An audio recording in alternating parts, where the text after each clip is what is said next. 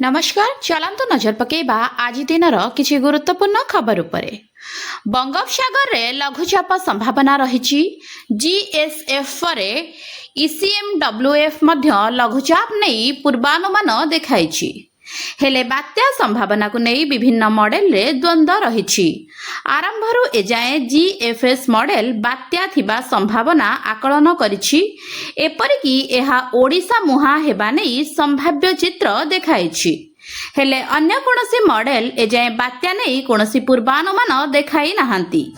GFS model बुधवार संध्यारे देखाइथिबा संभाव्य चित्र अनुसार लघुचाप सृष्टि हेबा परे बात्या रूप नहीं आसंता 15 तारिख बेलकू ओडिशा उपकूलर अति निकटरे पहुंची पारे। दीर्घ समय धरी एहा ओडिशा उपकूल और पाख अंचल उपरे रहिबा संभावना अछि। विभिन्न मॉडल को अनुध्यान करी पाणीपाग विज्ञानी प्रोफेसर सुरेंद्रनाथ पशुपालक कहिसंती उभय जीएसएफ एवं ईसीएमडब्ल्यूएफ मॉडल एक मत जे मे मास मध्य भागरे दक्षिण बंगोपसागर रे एक लघुचाप होई पारे। मे 11 रु 13 तारिख भितरे दक्षिण पूर्व बंगोपसागर एवं अंडमान सागर पार्श्ववर्ती अंचल रे घूर्णी बलय हेबो। मे 14 रु 15 तारिख बेलकू एहा लघुचाप रूप नहीं पारे। जीएसएफ मॉडल एक शक्तिशाली बात्या नहीं संभाव्य चित्र देखाउछि, किंतु ईसीएमडब्ल्यूएफ एहाकू केवल एक वर्षा प्रदानकारी लघुचाप भावे आकलन करुछि। एबे चलंतु नजर पकेबा परवर्ती खबर उपरे। पहलगाम रे पाकिस्तानी आतंकी धर्म पचारी 27 निरीहंक जीवन नेले। काश्मीर रु कन्याकुमारी जाए समस्ते क्षुब्ध हो गले, क्रोधरे भी जलिले। गला वर्ष एप्रिल 22 रे पाक आतंक देइथिबा एही क्षतर जवाब भीषण होइथिला। भारतीय सेना योजनाबद्ध भावरे मे 7 रे पाकिस्तान भितरे पसी आतंक शिविर गुडी को मिसाइल माड़ करी छारखार करिदेला। एही प्रतिशोध अभियान ना रही ऑपरेशन सिंदूर। ऑपरेशन सिंदूर को गुरुवार वर्षे पुरुछि। पाकिस्तान एही ऑपरेशन को आदौ भूली पारिबो नाही। भारतीय सेनार प्रचंड मिसाइल और बोमा वर्षारे अणनिश्वासी होई पड़िथिला पाकिस्तान। साहस जुटाई पालटा आक्रमण कला सत, किंतु द्वितीय दफारे ऑपरेशन सिंदूर आहुरी भयंकर रूप नेइथिला। पाकिस्तान भितरे पुणी पसी पराक्रमी भारतीय सैन्य सेठाकार वस्तु सेना घाटी गुडी को छारखार करदेले। शेषरे नेहुरा होई युद्ध विरति कराइथिला पाकिस्तान। शांति प्रिय भारत निज प्रतिशोध नेबा परे शांत पड़िथिला। चलंतु नजर पकेबा परवर्ती खबर उपरे। कटक भुवनेश्वर रे चालिबो मेट्रो। ए स्वप्न अनेक दिन आगरू देखी आसुछंती ट्विन सिटीवासी। आ पूर्व सरकार समय रे एथिपाई काम मध्य आरंभ हैला। हेले एबे एही मेट्रो प्रकल्प अनिश्चितता भितर को ठेली होई जाइछि। एमिति की कटक भुवनेश्वर मेट्रो प्रकल्प पाई राज्य सरकार तरफरु केंद्र सरकार को कौनसी प्रस्ताव दिया जाए नहीं। राज्यसभा सांसद देवाशीष सामंतराय चिट्ठी लिखि जणाइछंती केंद्र गृह निर्माण और नगर उन्नयन व्यापार राष्ट्रमंत्री तोखन साहू राज्यसभार शून्यकाल रे ए प्रसंग उठाइथिले देवाशीष।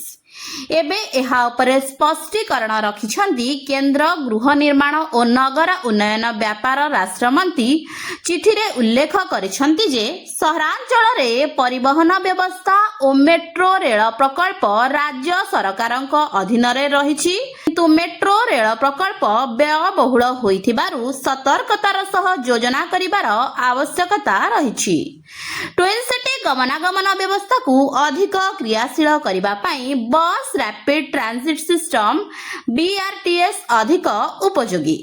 एथिरे कम व्यय और मेट्रो रेल सेवा भली सुविधा मध्य मिली थाए।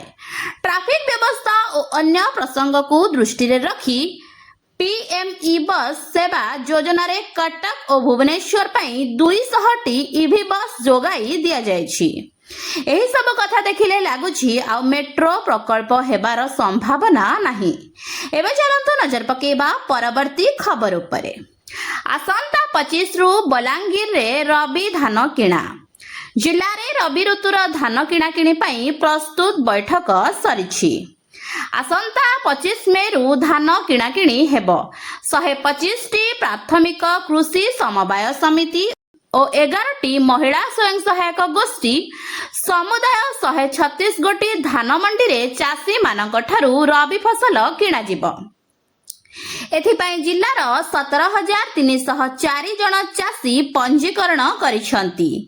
एबे जिल्लारे प्रचंड खरा आउ ताती थिबा जोगु सखाळ 7टारू 11टा जाए मंडी परिचालना संघकु अपराह्न 3टा परे परिवहन पाई श्रमिक नियोजन को जिल्लापाल निर्देश देइछंती। खरीफ ऋतु रे 159 जन चाषी धान बिक्री न होई पड़ी रही।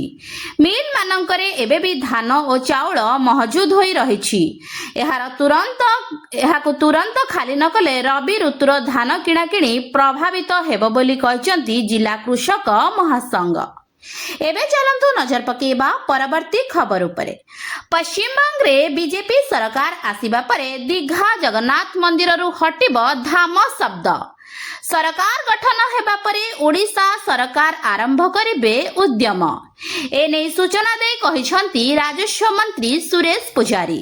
सारा विश्व रे हजार हजार जगन्नाथ मंदिर अछि किंतु सबु धाम नुहे। धाम केवल गोटिए अन्य सबु मंदिर। तेणु दीघा धाम को नहीं जो जगन्नाथ प्रेमी मनरे आघात होइछि ताकू समाहित करबाकू सरकार उद्यम आरंभ करिबे। सरकार गठन हेबा परे एने उद्यम कराजिबो। ममता जगन्नाथ प्रेमी मनरे आघात देइथिले। महाप्रभुंक बंगाली भक्तंकु पुरी आसिबाकू बारण करा जायथिला। तार फलस्वरूप से भोगिछंती बोली राजस्व मंत्री सुरेश पुजारी कहिछंती। गत 2025 रे अक्षय तृतीया दिन पश्चिम बंगर दीघारे प्रतिष्ठा होइथिला जगन्नाथ मंदिर। पुरी श्रीमंदिर अविकल नकलले गढ़ा होइछि दीघा जगन्नाथ मंदिर। 20 एकर जमी और 250 कोटी व्यय निर्माण होइछि मंदिर। 2019 मसीहारू मंदिर निर्माण काम आरंभ होइथिला। मुख्यमंत्री ममता बनर्जी एई मंदिर को जगन्नाथ धाम बोली कहिथिले हेले पुरी गजपति एहाकू अस्वीकार करिथिले। एहाकू नै विवाद मध्य देखा देइथिला। आजि पई एतिकी। पुणी थरे देखा परवर्ती खबर सह। नमस्कार, धन्यवाद।